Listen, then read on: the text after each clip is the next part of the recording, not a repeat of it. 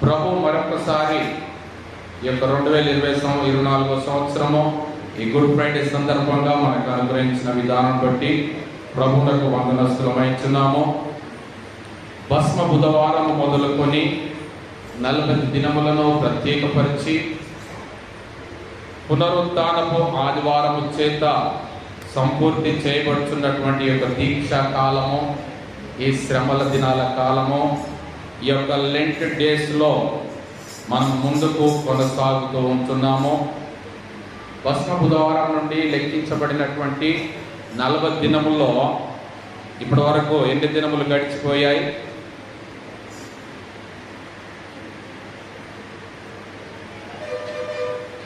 ఆ? 40 గడిచిపోయాయి. అది మన లెక్క.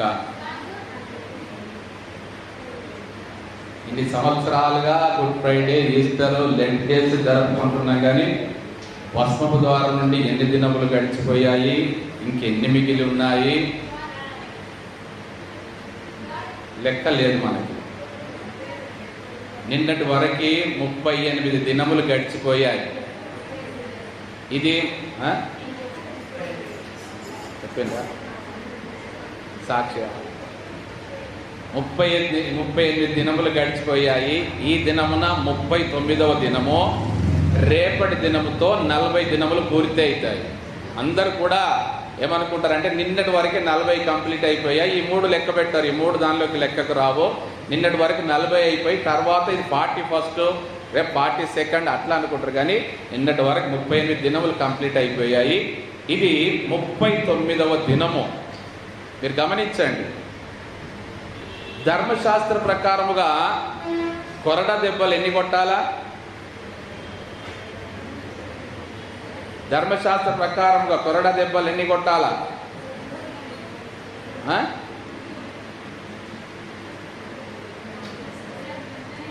యేసయ్యా మీకే అప్పగిస్తున్నాను. ఒక్కటి తక్కువ 40 దెబ్బలు కదా, 39 దెబ్బలైనా రైట్ ఆన్సరే. ఒక్కటి తక్కువ 40 దెబ్బలన్నా రైట్ ఆన్సరే.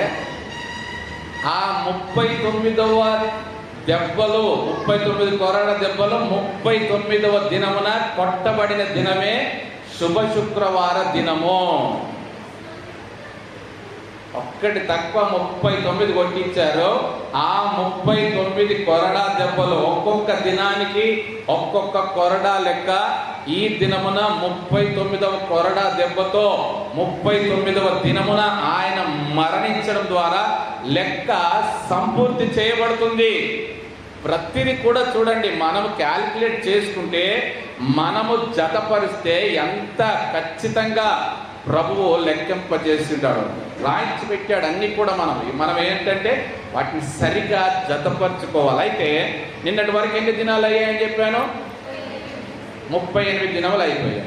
38 దినములకు ముందే, 38 దినములకు రాకముందే సండే నాడే సంఘములో అనౌన్స్మెంట్ చేశాము.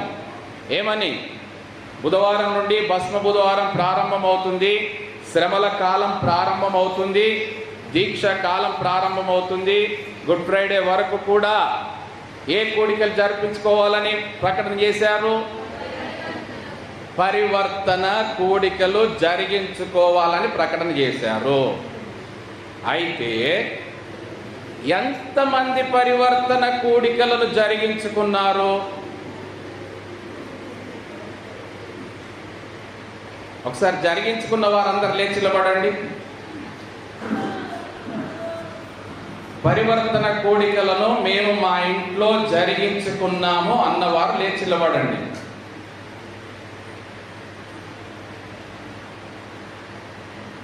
అందరం ఒకసారి గట్టిగా చప్పట్లు కొడదాం.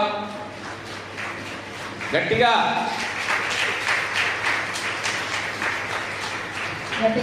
ఎందుకు చప్పట్లు కొట్టించాను తెలుసా? వీళ్ళందరూ 1000 రూపాయలు పోగొట్టుకున్నందుకు, వీళ్ళందరూ 1000 రూపాయలు పోగొట్టుకున్నందుకు చప్పట్లు కొట్టించాము. మిగతా వాళ్ళు 1000 రూపాయలు కాపాడుకున్నారు కాబట్టి వాళ్ళు పెట్టించుకోలేకపోయారు. ఎంతమంది అయ్యారు తెలుసా మీకు? పరివర్తన కూడికలు ఎన్ని జరిగాయో తెలుసా? 18 పరివర్తన కూడికలు జరిగాయి. ప్రతిదీ లెక్క ఉంటుంది నా దగ్గర. ఆ 18 కూడికల్లో 15 నేను వాక్యం బోధించాను, 3 అమ్మగారు బోధించారు. 18 కూడా లెక్క ప్రకారం జరిగింది. ఎందుకు తెలుసా? నడుము వంగిపోయిన స్త్రీ ఎన్ని సంవత్సరాలు వంగిపోయింది? 18 సంవత్సరాల నడుము వంగిపోయిన స్త్రీకి విడుదలైన రీతిగా 18 మంది పరివర్తన కూడికలు పెట్టుకున్న వారి గృహములకు ప్రభు విడుదలను దయచేసి ఉంటున్నాడు. వారి గృహములలో పరివర్తనను ప్రారంభించి ఉంటున్నాడు. 38 దినములలో 18 దినముల్లో శ్రేష్టమైనవి. మరి 20 దినములు ఏమైనాయి? ఎవరెత్తికెళ్ళారు 20 దినాలు? కుటుంబాలు లేవా? మందిరంలో 20 కుటుంబాలు లేవా? ఒక్కొక్కరు కూర్చోండి. ఒక్కొక్కరు సంవత్సరంలో ఎప్పుడు ఆ డేస్ వస్తాయా, ఎప్పుడు కూడిక పెట్టుకుందామా అని ఎదురు చూస్తారు. కొన్ని సంఘాల్లో నేను చెప్తున్నా, నా అనుభవంతో చెప్తున్నా, రోజులు తక్కువై మంది ఎక్కువై కుటుంబాలు కాంపిటీషన్గా ఏం చేస్తారు తెలుసా? ఒక ఇంట్లో మధ్యాహ్నం ఏర్పాటు చేసుకుంటారు, ఒక ఇంట్లో సాయంత్రం ఏర్పాటు చేసుకుంటారు. వాళ్ళకి డేస్ సరిపోక, మరి మనకి డేస్ ఎక్కువైపోయాయి. కుటుంబాలు తక్కువైపోయాయి, డేస్ ఎక్కువైపోయాయి. మీరు అనుకోవచ్చు భయపడ్డారేమో, 1000 రూపాయలు అనగానే భయపడ్డారేమో, కానీ అందరికి కూడా 1000 రూపాయలు ఇవ్వలేదమ్మా. ఉన్నమాట చెప్తున్నా. ఇచ్చిన వాళ్ళకి తెలుసు ఎంత ఇచ్చారో నేను చెప్పాను. కానీ 1000 రూపాయల కొరకు భయపడి పెట్టుకోను లేదు అని కూడా విన్నాను. కాబట్టి నేను చెప్పాల్సి వస్తుంది. అందరికి కూడా 1000 రూపాయలు ఇవ్వలేదు. 1000 రూపాయలు ఇవ్వనందుకు తక్కువ వాక్యం కాలేదు, 1000 రూపాయలు ఇచ్చినందుకు పూర్తి వాక్యం కాలేదు. అంతటా సమానంగా వాక్యం ప్రకటించబడింది. అందరికీ సమాన ఆశీర్వాదం కుటుంబంలో ఇవ్వబడింది.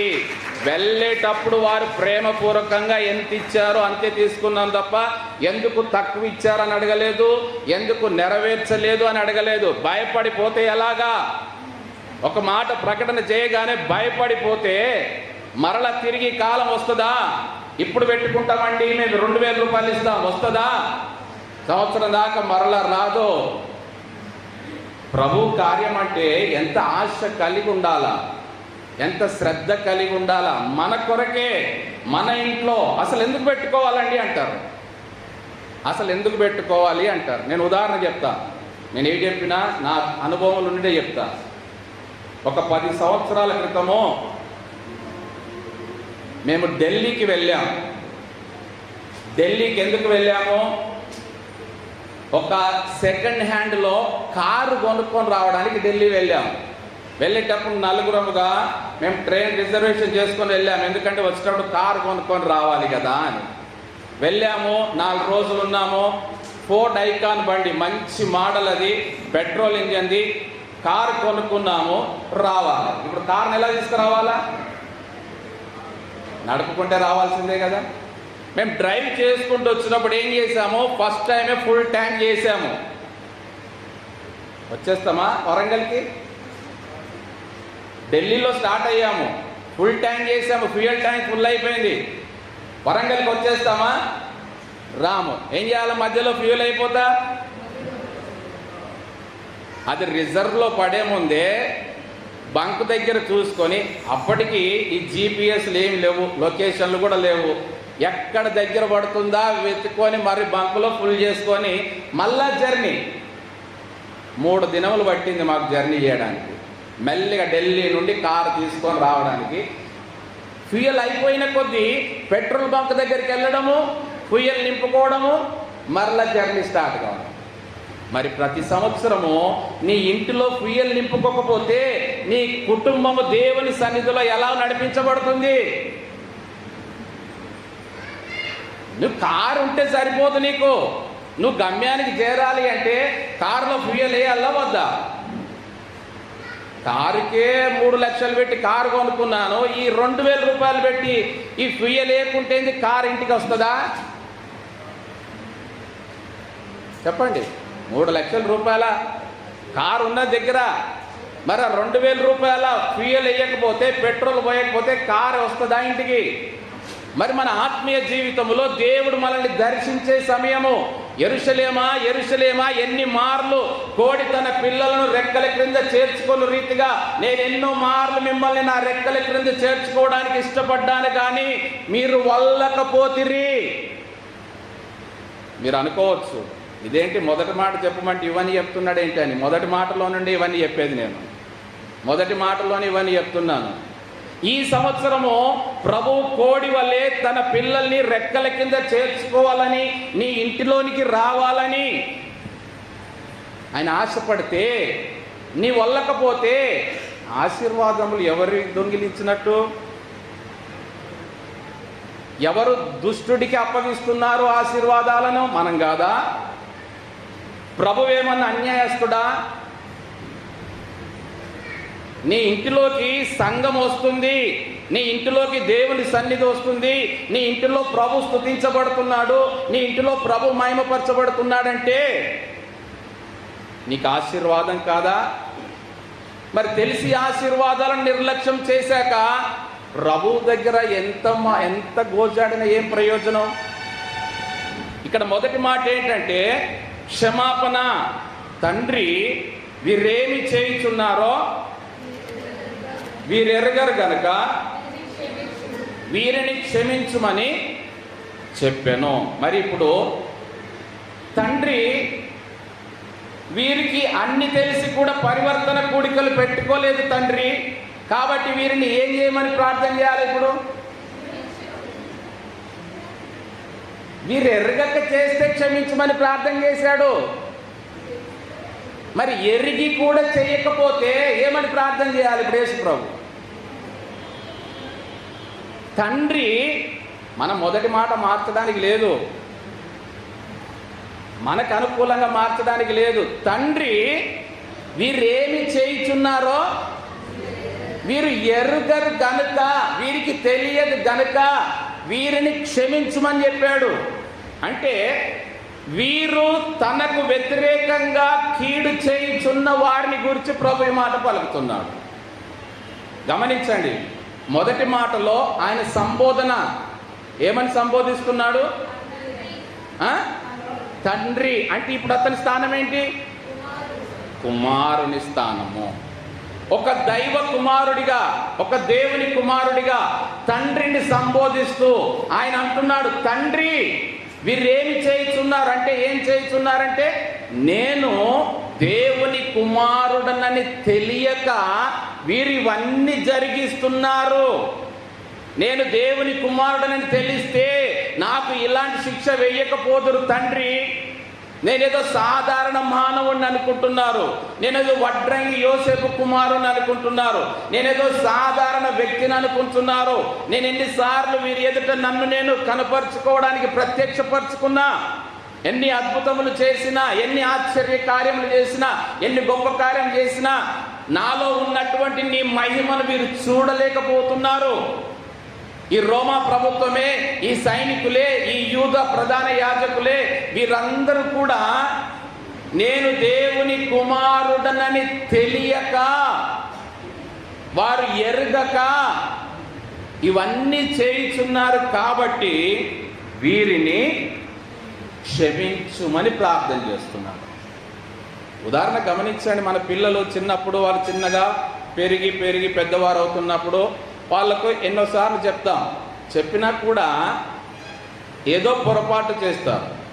సరే, ఏదో పొరపాటు చేసినప్పుడు ఏమంటారంటే, ఏమనుకుంటాం, పిల్లలు కాబట్టి తెలుసో తెలియకనో తప్పు చేశారు కాబట్టి క్షమించాలి. ఎప్పటి వరకు పిల్లలు? ఎప్పటి వరకు పిల్లలు? పాలు తాగేంత మట్టుకే పిల్లలు. అన్నం తినే స్టేజ్ వచ్చి రెక్క బొక్క ముదిరాక పిల్లలు అంటారా? ఏమంటారు? పెరిగాక పెద్దగాయాక వీడు దున్నపోతలాగా పెరిగాడు, అడ్డగాడిదలాగా తయారయ్యాడు, వీడు మళ్ళా చేసేదంతా చేసి తెలిసి. ఇవాళ రేపు మన అసెంబ్లీలో కూడా ఇదో కొటేషన్ వస్తుంది, ఏంటంటే దూలంలాగా పెరిగాడు, బుద్ధి పెరగలేదంటారు. అంటే పిల్లలుగా ఉన్నప్పుడు తెలియక చేస్తే వారిని క్షమించవచ్చు. మరి పెద్దవారు అయ్యాక కూడా బిర్యానీ తినే వయసు వచ్చాక, బిర్యానీ తినే సామర్థ్యం వచ్చాక తెలిసి కూడా చేస్తే ఎలాగ క్షమాపణకి అర్థం ఉంటుంది? అది ప్రభు ఉద్దేశంలో.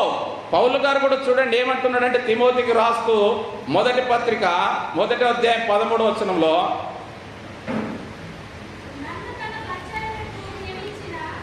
నన్ను తన పరిచారమునకు నియమించిన నమ్మకమైన వానిగా ఎంచినందుకు, నన్ను బలపరిచిన మన ప్రభువైన క్రీస్తు యేసునకు కృతజ్ఞుడనై ఉన్నాను. తెలియక అవిశ్వాసం వలన చేసి తిని గనుక కనికరింపబడి తిని. ఎవరు కనికరింపబడతారంట? అమ్మ మొదటి మాట చదవలేదు, కంటిన్యూషన్లో, పూర్వము దూషకుడను హింసకుడను హానికరుడను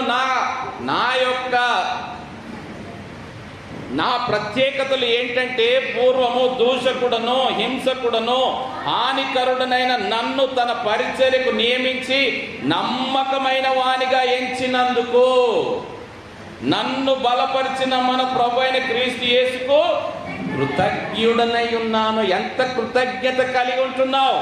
ఈ సంవత్సరము నీకు ఒక గుడ్ ఫ్రైడే నీకు ప్రభు అనుగ్రహించినందుకు, ఈ సంవత్సరములో ఒక లెంట్ డేస్ ప్రభు సన్నిధిలో ప్రార్థన చేసుకోడే ధన్యత మీకు అనుగ్రహించినందుకు, ప్రభు సన్నిధిలో ఈ చివరి వారమైన ప్రభు సన్నిధిలో ఉపవసించి ప్రార్థించడానికి ఒక శ్రేష్టమైన ధన్యత నీకు అనుగ్రహించినందుకు ఎంతవరకు కృతజ్ఞుడలై ఉంటున్నాం. ఇంకేమంటున్నాడంటే, తెలియక అవిశ్వాసం వలన చేసి తిని గనుక కనికరింపబడి తిని. తెలియక చేశానయ్యా నేను, అవిశ్వాసం వలన చేశానయ్యా నేను, తెలిసి చేయలేదు. క్రైస్తవులను తెలిసి హింసించలేదు, క్రైస్తవులు నేను మరణానికి తెలిసి చేయలేదు. నా యూద ధర్మశాస్త్ర ప్రకారము నాకు భక్తి గలవారు కావాలి, వీరందరూ భక్తిహీనులు అనుకొని తెలియక అవిశ్వాసం వలన నేను చేశాను కాబట్టి కనికరించబడ్డాను. తెలియక ప్రభు చెప్పిన క్షమాపణ అదే. వీరు ఎరగక చేస్తున్నారు ప్రభువా, ఎరిగి చేసే వారి గురించి కాదు ప్రభు క్షమించమని అడిగేది. మరి తెలిసి చేస్తే లూకా 12:48, తెలిసి చేస్తే ఫలితం ఏంటి? అయితే తెలియక దెబ్బలకు తగిన పనులు చేసిన వానికి కొద్ది దెబ్బలే తగులును.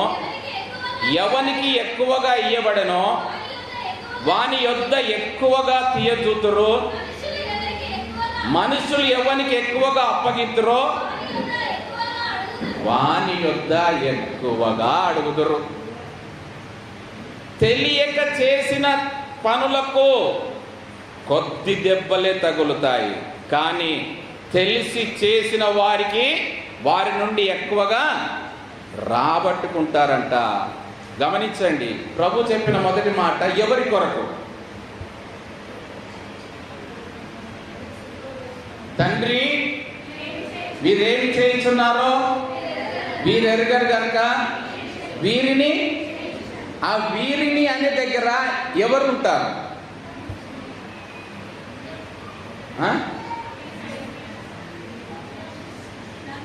సంఘం లోపలి వారా, సంఘం వెలుపలి వారా?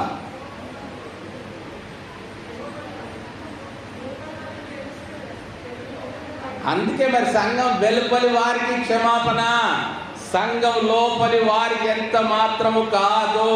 వీరు ఎరగక చేస్తున్నారు, అన్యులుగా ఉంటున్న వారు ఎరగకుండా చేస్తున్నారు. మరి సంఘం లోపల ఉన్న వారు ఎరిగి చేస్తున్నారు.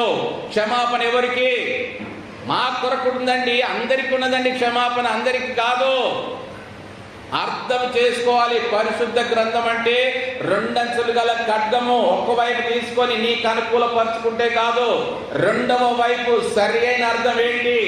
వీరు ఎరుగరు గనుక అన్యులుగా ఉన్నవారు ఎరుగరు గనుక, అన్యులుగా ఉన్నవారు యేసుక్రీస్తు రక్షకుడని ఎరుగరు గనుక, అన్యులుగా ఉన్నవారు దేవుని కుమారుడని ఎరుగరు గనుక, అన్యులుగా ఉన్నవారు పరలోకం నుండి దిగి వచ్చిన వాడని ఎరుగరు గనుక వీరిని క్షమించుము. సంఘము లోపల ఉన్న వారికి ఎంత మాత్రము కాదు. ఎందుకంటారా? దానికి కూడా ఉండాలి కదా ఆధారం, దానికి కూడా బేస్ ఉండాలి కదా. మన పితరులు అరణ్యములో 10 మార్లు శోధించారు. 1 కాదు, 2 కాదు, 3 కాదు, 10 మార్లు శోధించారు. ఎందుకు? నీవు మాకు 10 ఆజ్ఞలు ఇస్తే మేము కూడా లెక్క సరి చేద్దా? దేవుడేమో 10 ఆజ్ఞలు ఇచ్చి పాటించి సరిగుండమంటే మేమెందుకు ఆ 10 లెక్క మళ్ళీ మీకే అప్పచెప్తామని 10 సార్లు శోధించారు అరణ్యంలో. శోధిస్తే ఎవరు వారి పక్షముగా తండ్రి యొద్ద విజ్ఞాపన చేసింది? మోషే. మోషే ఎలాంటి విజ్ఞాపన చేశాడు? మోషే ఎలాంటి విజ్ఞాపన చేశాడు? ఇంకా ప్రభువా, ఒకవేళ నువ్వు వీరిని అరణ్యంలో రాల్చివేస్తే, ప్రభు ఏమంటాడంటే, మోషే నువ్వు తప్పుకో, ఒక్క దెబ్బతో వీరందరు నాశనం చేస్తా, నీ ద్వారా నేను కొత్త జనాంగాన్ని పుట్టిస్తానన్నాడు. కానీ ప్రభువా నీ పేరు చెడిపోతుంది, ప్రభువా అన్యుల దగ్గర మీ నామం చెడిపోతుంది. ఎర్ర సముద్రంలో పాయలు చేసి ఇంత కష్టపడి తీసుకొచ్చి అరణ్యంలో చంపడానికా మీ దేవుడు ఐగుప్తుని పట్టుకుపోయింది అంటారని మోషే బ్రతిలాడి చివరికి ఆయన ఎంతగా ప్రార్థించాడంటే చూడండి. 32 నిర్గమకాండము, నిర్గమ 32, 31, 32. అప్పుడు మోషే యెహోవా యొద్దకు తిరిగి వెళ్ళి, అయ్యో అమ్మ అందరు తీసి చూడండి, జాగ్రత్త చూడండి. నిర్గమకాండం 32వ అధ్యాయం 31, 32 వచనం. అయ్యో ఈ ప్రజలు గొప్ప పాపము చేసిరి, వారు బంగారు దేవతను తమ కొరకు చేసుకొనిరి. అయ్యో నీవు వారి పాపమును ఒకవేళ పరిహరించితివా, లేని ఎడల నీవు వ్రాసిన నీ గ్రంథములో నుండి నా పేరు తుడిచివేయమని బతిమాలు కొనుచున్నానని. ఎంతగా బ్రతిమలాడుకుంటున్నాడు చూడండి. ఏమంటున్నాడు? అయ్యో ఈ ప్రజలు. మోషే ప్రారంభించిన అయ్యోనే. యేసుక్రీస్తు కూడా అయ్యో అయ్యో అయ్యో అన్నాడంటే మోషేలాగానే. మోషే ఏమంటున్నాడంటే, అయ్యో ప్రభువా ఈ ప్రజలు గొప్ప పాపం చేసి, ఏం పాపము? బంగారు దేవతను తమ కొరకు చేసుకొని. అయితే ఇప్పుడు ఏమంటున్నాడంటే, అయ్యో నీవు వారి పాపమును ఒకవేళ పరిహరించితివా, పరిహరించు. నేను ప్రార్థన చేస్తున్నా, వారి పాపం పరిహరించితివా, పరిహరించు. ఒకవేళ నేను కుదరదు, నేను చెయ్యను అని అంటావా, అలాగైతే నీవు వ్రాసిన నీ గ్రంథములో నుండి నా పేరు తుడిచివే. ఎంత సాక్రిఫైస్ అండి! మన కొరకైనా ఎవరైనా చేస్తారా? ఏమంటున్నాడు? ఈ 10 లక్షల జనాంగం, 20 లక్షల జనాంగము కాల్బలమే, మగవారే పురుషులు 6 లక్షలు, ఇంకా స్త్రీలు పిల్లలు కలిపి 20 లక్షలు. 20 లక్షలను కాపాడుతావా, క్షమిస్తావా? లేదంటే నా పేరు రాసావు కదా నీ గ్రంథంలో, నీ పరిశుద్ధ గ్రంథంలో, జీవ గ్రంథంలో నా పేరు రాసావు కదా, నా పేరు వద్దు, దానికే తుడిచేయి. ఎంత శ్రేష్టమైన ప్రార్థన అనాలా? ఇది ఏ ప్రార్థన అంటారు చెప్పండి? ఇప్పుడు తర్వాత అర్థమవుతుంది మనకు. నీ గ్రంథంలో మనం అందరికి కష్టపడేది దేని కొరకు? ఆయన జీవ గ్రంథంలో మన పేరు ఉండాలనే కదా. మరి ప్రభువు కూడా మోషే పేరు ముందుగానే తన గ్రంథంలో రాయించి పెడితే ప్రభువా క్షమిస్తావా, వీళ్ళని క్షమించు, లేకపోతే నీ గ్రంథంలోకి నా పేరు తీసేయి, నీ గ్రంథం వద్దు, నా పేరు వద్దు, నీ లెక్కలోకి నన్ను వద్దు, తీసేయి. ఇప్పుడు ఏం చేయాలి దేవుడు? మోషే పేరును గ్రంథంలో ఉంచాలంటే వారిని క్షమించాలి, వారిని నాశనం చేయాలంటే మరి ఈయన పేరు తీసేయాలి. గమనించండి. సరే బ్రతిలాడాడు, ప్రభు ఏం చేశాడంటే తర్వాత చెప్పాడు, లేదు లేదు అలా కాదు, దాని కింద మాట ఏమంటున్నాడు చూడండి. అందుకు యెహోవా, ఎవడు నా ఎదుట పాపము చేసినో వాని నా గ్రంథములో నుండి తుడిచివేయుదును అన్నాడు. ఎవడైతే పాపం చేశాడో వాడిని నా గ్రంథంలో నుండి తుడిచివేస్తా అన్నాడు. చివరికి జరిగింది ఏంటమ్మా? కాదు కాదు, అక్కడ కాదు. తర్వాత కానానులోనికి వెళ్ళిన వారు ఎంతమంది?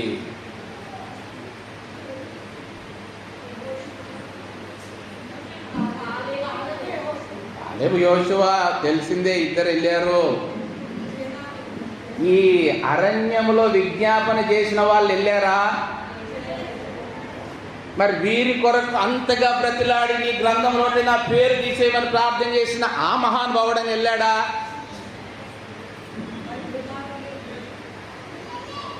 గమనించండి.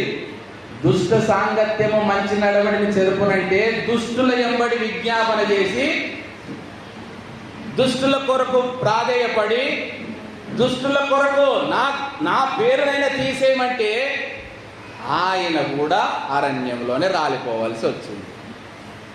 ఇది మోషే విజ్ఞాపనకి యేసుక్రీస్తు విజ్ఞాపనకు తేడా.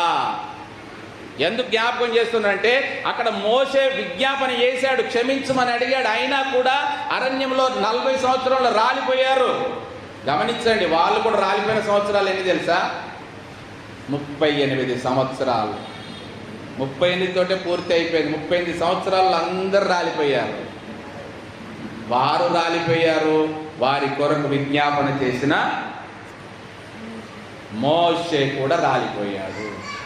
అందుకే మనం గమనించాల్సింది ఏంటంటే ఆయన క్షమించుటకు ఏ మనసు గలవాడు? అది మన ధైర్యం, అది మన బలం, అది మనకు ఆధారం. ఎవరైనా క్షమించుటకు సిద్ధ మనసు గలవాడు. ఎవరికి? ఎరగని వారికి. క్షమించుటకు సిద్ధ మనసు గలవాడు ఎవరికి? సంఘం వెలుపల ఉన్న వారికి, సంఘం లోపల ఉన్న వారికి కాదు. నీకు అన్ని తెలిసి వచ్చాక గమనించండి. స్కూల్కి లేట్కి వస్తే పీటీ సార్ కొట్టేది ఎవరిని? స్టూడెంట్ని కొడతాడా, బయట పోయేవాడిని కొడతాడా? ఎందుకు? నీకు టైం తెలుసు, పంక్చువాలిటీ తెలుసు, యూనిఫామ్ తెలుసు, షూ తెలుసు, ఇన్ టైంలో ప్రేయర్లు ఉండాలని తెలుసు. నువ్వు రాకపోతే కొట్టేది నిన్న, బయట గొర్రెలు కాసుకునే బర్రెలు కాసుకునేవాడిని. క్షమాపణ ఎవరికి?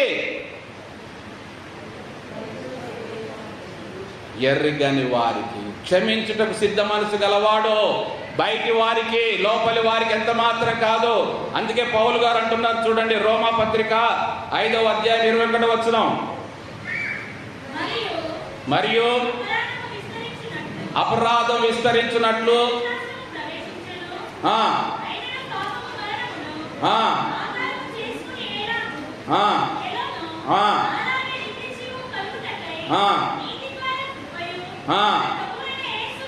మన ప్రభువైన యేసుక్రీస్తు మూలముగా ఏలు నిమిత్తము పాపం ఎక్కడ విస్తరించనో అక్కడ కృప అపరిమితముగా విస్తరించను. అందుకేనండి మేము పందుల పొట్టు దగ్గరికి వెళ్తున్నాం. పాపం ఎక్కడ విస్తరించనో కృప అక్కడ. మరి అపరిమితముగా కృప దొరికే దగ్గరికి పోవాలి, కానీ కృప దొరకని దగ్గరికి పోతే ప్రయోజనం ఏంటి? క్షమాపణ దొరికేది ఎక్కడ? పాపం ఎక్కడ విస్తరించనో అక్కడ కృప దొరుకుతుంది. పరిశుద్ధుల దగ్గర కాదు కృప దొరికేది, పాపముల దగ్గర. పాపం ఎక్కడ ఉంటే అక్కడ కృప దొరుకుతుంది. అందుకే కిందేమంటున్నాడు చూడండి, అలాగైనా ఏమందుము కృప విస్తరింపవలనని పాపమందు నిలిచియుందుమా, క్షమించుటకు సిద్ధ మనసు గలవాడు ఉన్నాడని తప్పిదములు చేయుదుమా, మన కొరకు ఎండి చదివిన డాక్టర్ గారు హాస్పిటల్లో ఉన్నారని మన చేయి మనం కోసుకుందుమా, మన కొరకు సర్జరీ చేసే సర్జన్ ఉన్నాడని మనల్ని మనం చీరుకుందుమా, ఆయన క్షమించుటకు సిద్ధ మనసు గలవాడుగా ఉన్నాడని మనము బురదలో దొర్లుదుమా? ఎలాంటి క్షమాపణ ఇది? ఎలాంటి క్షమాపణ ప్రార్థన అంటే కుక్క తన వాంతికి తానే తిరిగిన రీతిగా. అవునండి, అన్యుడు 10 సార్లు పాపం చేసినా వాడు ప్రార్థన చేస్తే దేవుడు క్షమిస్తాడు. వాడెందుకు? క్రమంలోనికి రాలేదు కాబట్టి, వాడు బయట ఉన్నాడు కాబట్టి. అందుకే అరణ్యములో 35 సంవత్సరములు ఎందుకు రాలిపోయారు? వారికి అన్ని తెలిసి కూడా శోధించారు కాబట్టి. మరి మనం ఎలాగా క్షమాపణను కోరుకుంటాం, ఎలాగ క్షమాపణను పొందుకుంటాం మనము? ఇంగ్లీష్లో క్షమాపణ అంటే ఏంటి? ఇంగ్లీష్లో ఏమంటారు? ఫర్గివ్నెస్. ఫర్గివ్నెస్ ఎప్పుడు కంప్లీట్ అవుతుంది? ఫర్గివ్నెస్ ఎప్పుడు కంప్లీట్ అవుతుంది? నువ్వు ఫర్గెట్ చేసినప్పుడే కంప్లీట్ అవుతుంది. నువ్వు ఫర్గెట్ చేయకుండా, నువ్వు మర్చిపోకుండా, నువ్వు ముద్రించుకొని పెట్టుకొని గడిచిన 10 సంవత్సరాల క్రితము జనవరి నెల 21వ తారీఖు 9:15 నువ్వు నన్ను ఏమన్నావో నేను మర్చిపోయానా? ఇది ఫర్గివ్నెస్ కాదు. తుడిచి వేయబడాలా, తుడిచి పెట్టబడాలా, ఫర్గెట్ చేయాలా, అప్పుడే ఫర్గివ్నెస్ వస్తుంది. కాబట్టి ఏ క్షమాపణలో మనం ఉన్నామో పరిశీలించుకుందాం. అట్టి క్షమాపణను పొందుకొనుటకు యోగ్యులముగా మనల్ని మనం సిద్ధపరచుకుందాం. ఈ మొదటి మాట ప్రభు మనందరి వినికిడిలో దీవించునుగాక.